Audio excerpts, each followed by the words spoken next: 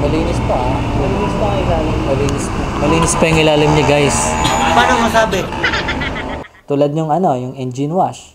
Kung sa tingin mo kaya magawin mo mag-isa, at kung sa tingin mo hindi naman importante yung engine wash, wag mo nang isama. Tama kayo.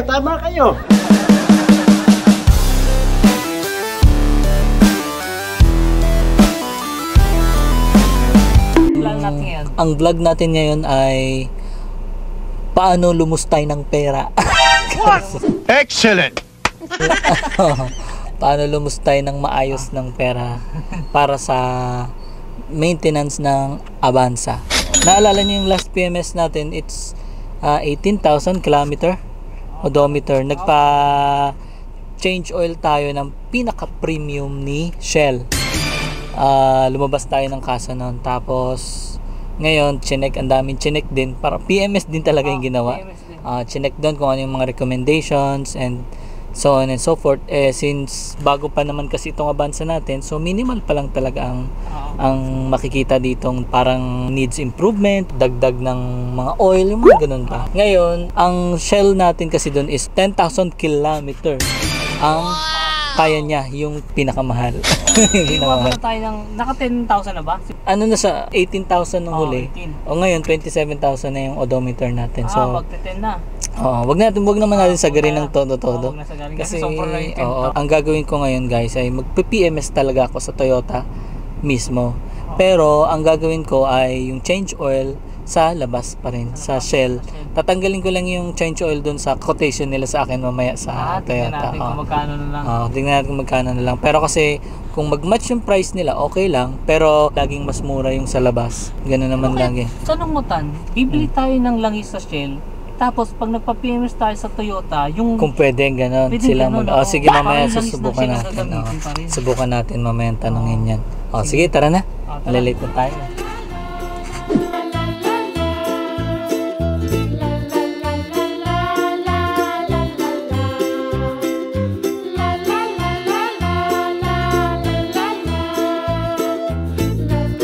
Shell, meron siya sa gilid. Ayun na, meron. Oil change nakalagay. Ay, wala oh. Tama-tama, ikaw lang customer oh. Parang wala yata mekaniko eh. Balikan ko kayo guys. Sige. A few moments later. Ayan, Paano daw? May mekaniko sila? Oo. Okay na? 3.6. 36? Bakit mas malaki ngayon? Oo nga, mas magiging mahal. Sabi niya, wala naging warranty sir. Wala akong pakialam sa warranty. Antayin lang natin yung mekaniko kasi naka-break time siya. Yun pa yung marami palang service sila dito. Ayun, nasusunod na natin. Para At makita nila. parang PMS na rin kasi yung ginagawa dito kasi chine-check nila lahat.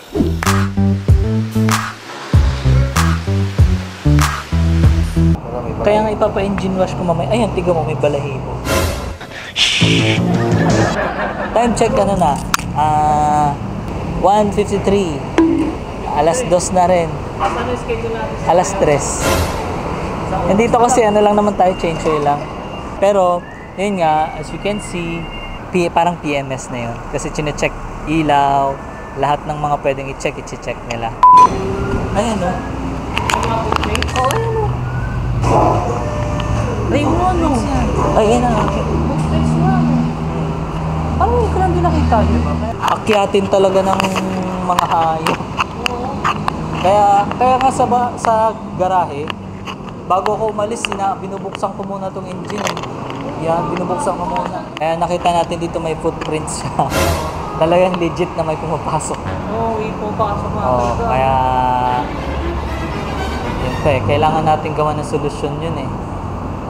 Kaya nga every time talaga na umalis ako sa bahay at umalis ako sa parking doon sa office, binubuksan ko na yung engine bay kasi baka may naglalagi. Okay.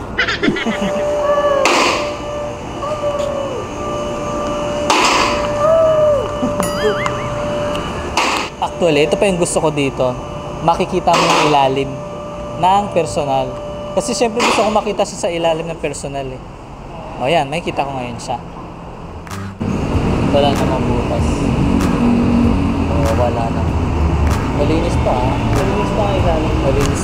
malinis pa yung ilalim niya, guys.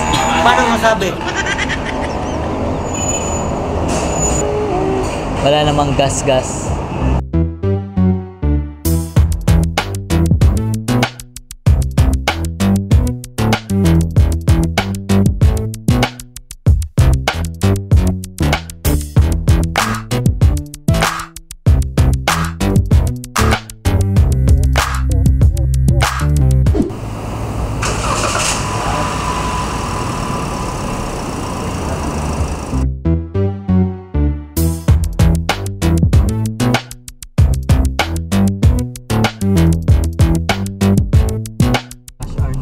Rush hour na! Oh no! Nako!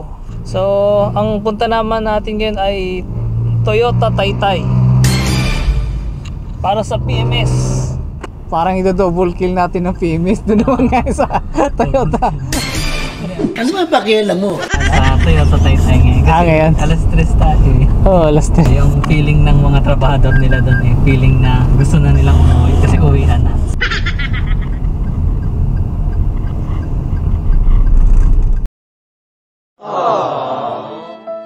Schedule ka ng 3? Oo, hindi daw real time sa app.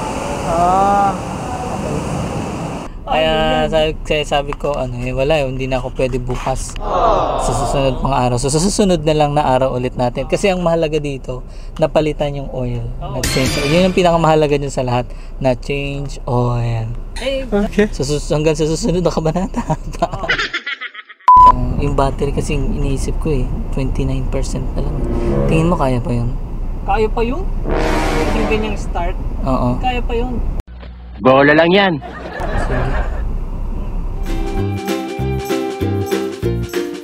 Medyo ang lakad natin. Medyo nakakapagod pero siguro hindi lang ako sanay. Medyo tumaas na siya ngayon actually. Pero may libre kasi tayong ang ganda ng libre niya nagamit ko agad. Camping na table ba tawag dito? Di ba? Ang ganda. Matipiki yan kaya pwede mo nga siyang dalhin sa camp. Pwede mo ilalagay ko na nga to sa sasakyan. Maganda siya. So yun, ang mga ginawa kanina sa atin, as usual, chinek nila yung ilaw, chinek yung kung ano-anong pinag-check nila doon. Okay naman daw, pero yun na nga, yung battery. Na-check yung battery health. Full charge siya, pero 28% pa lang yung battery health niya. Yung battery kasi iniisip ko 29% pa lang. Tingin mo kaya pa yun? Kaya pa yun? Yung ganyang start? Oo. Kaya pa yun. Bola lang yan. So, delikado na nga talaga guys. Kaya sabi ko sa inyo nga, ang stock battery lagi, karaniwan ng mga car brands ay maabot lang ng 1 year. Lucky, kung mas lucky ka pa, kung lugpas pa ng 2 years. O, kaya pa naman yan. May nabili naman tayong jump start. Kaya wala na tayong problema doon. Though, kailangan ko pa rin siyempre talagang bilhan to ng battery. So, ayun. Magkano lahat? Inabot lahat tayo ng 3,350 pala. 350. 4 liters na 5W30 na Shell Helix SUV. Oil filter kasama na yun doon. Pati labor na kasama. Ayan, mga chinek nila dito. May list siya dito ng mga recommended nila or ano yung nasabi nila dun sa na-check nila.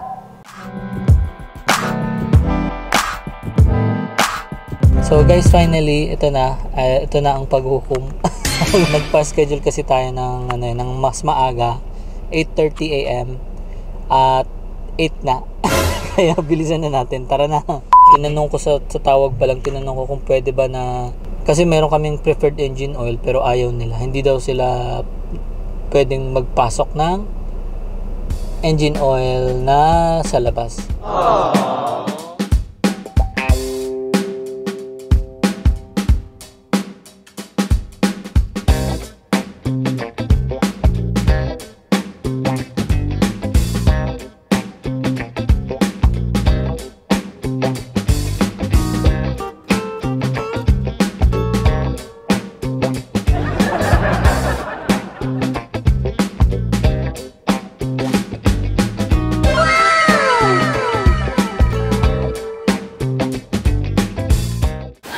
Pauwi na tayo, alas 3 na. natapos din sa wakas. Ang mahal, 16,000. Pero okay lang, sulit kasi alam mong kondisyon na naman ang Avanza. Sige nga, tignan natin mamaya kung magkano ano lahat ng nandiyan dyan. Sige, ito na yung lang niya. Sige, tara. Tara.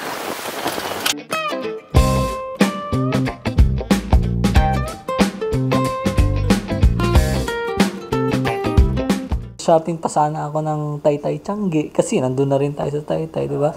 Changi na rin sana. Sayang talaga. Sayang! Ang total price na inabot natin sa Toyota Taytay for 25,000 km PMS. Pero kasi 27,000 km. So, pinasok na siya sa 25. Ang nagastos natin is, to be exact ha, 15,787.35. Bakit naging Pesos. gano'n? Di ba ang expect mo na sa 20 plus? Nasa 20,000 plus yan. Pero kasi, tinanggal ko dito yung change oil. Iba-iba kasi yan. Kung yung sasakyan mo ay naka 1 year na or ganito na yung range na tinakbo.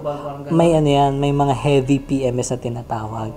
So, Suzuki kasi, ang tawag dun sa sasakyan natin dati, heavy PMS ang tawag dun. So, dito siguro sa Toyota, ganun din, heavy PMS. Kapag heavy PMS, yun yung wag na wag nyong kakalimutan. Para sa akin wag na wag nyo kakalimutan yun. Basta mo naka 1 year. Talaga check nila yun. Oo, check yan. Ano yan, palit ng yung seatbelt, kung may kailangan palitan, yung basta heavy. Talagang palit lahat kung kailangan. Ganun alam kong karaniwan pag sinabing heavy PMS. So dito, actually guys, hindi kayo aabot ng ganitong presyo kung susundin nyo lang yung manual na para sa 25,000 km. Kasi ako, nagpadagdag dito. Nagpadagdag ako ng engine wash. Yung engine wash nila, kailangan ko yun kasi nga naalala nyo yung vlog natin na may namatay na animal dun sa loob. So, kailangan ko palinisin lang, matanggal lang yung mga balahibo. Tapos, nagpadagdag din ako ng, hindi kasi niya sinama to, yung brake cleaning. So, pinasama ko na yung, nagpa-add ako na pakilinis yung brake. Kasi may naririnig akong squeaky sound every time na mag-press ako ng brake. So, yun lang yung dinagdag natin, na medyo mahal. Tapos, since nasa 25,000 km tayo, under 25,000 km, sa manual natin, merong aircon cleaning yan.